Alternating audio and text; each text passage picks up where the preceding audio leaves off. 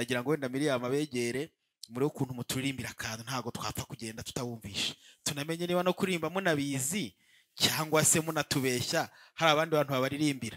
Ubwo rero umuntu wese urimba mu bahamya, na hari inyuma ndabona hari abandi, nibabegere mudushyire akantu gatoya, hanyuma numara kugashyiraho kugira natwe tubereke ko turi abakirisitu, turaza gusaba Christian adushyira imbere y'Imana.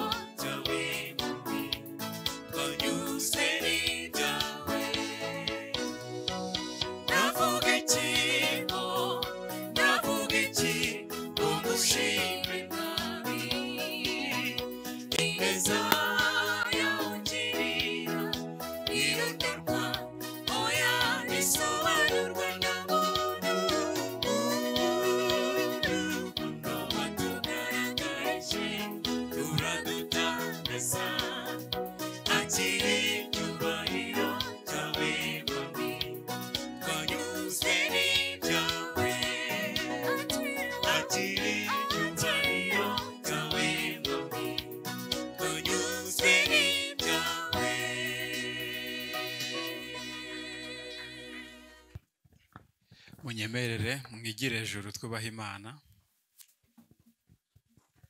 Mana nziza, mubyeyi mwiza, abahamya bamaze kubiririmba ngo ugire urukundo n'ineza bitarondoreka. Wakoze cyane kubana natwe muri iki kiganiro, cyagenze neza, turabigushimiye. Abahamya bagambiriye gukora igikorwa cyiza cyo kubaka inzu yawe mwami mwiza, ubahe umugisha mwami mwiza. Turahagurutsa buri muntu wese ku mpera y'isi kugira ngo umwami azashyigikire iki gikorwa. Umuhe mwami ubushobozi, buri gihe turagambirira ariko bikanga, turamagana buri kintu cyari cyose cyazarogoya mwami mwiza. Umuntu uza kumva buno butumwa kugira ngo mwami icyo yagambiriye ntazagikore. Umugisha abanyamakuru nabo bagiye kwamamaza inkuru nziza mwami mwiza, ubahe ubundi bwenge mwami mwiza, ubahe ibindi bitekerezo mwami mwiza batigeze bagira, kugira ngo izi nkuru mwami zizagere kuri benshi mwami mwiza, maze nabo bakora umurimo wawe, kugira ngo mwami mwiza ubwo bazaba batabarutse baje kubana nawe mwami mwiza, bazaza imirimo bakore hano mu isi ibaherekeje. Bana na buri umwe mwami mwiza hatashye mu macumbi ye, ndetse mwami n'abanyamakuru bagiye kujya gukora inkuru nabo bane nabo bagenda, ubarinde mwami mwiza, ndetse nabo basanga bose basize baze gusanga ari amahoro. Tubisabye twiciye bugufi, ni mu izina ryawe ryera, amen.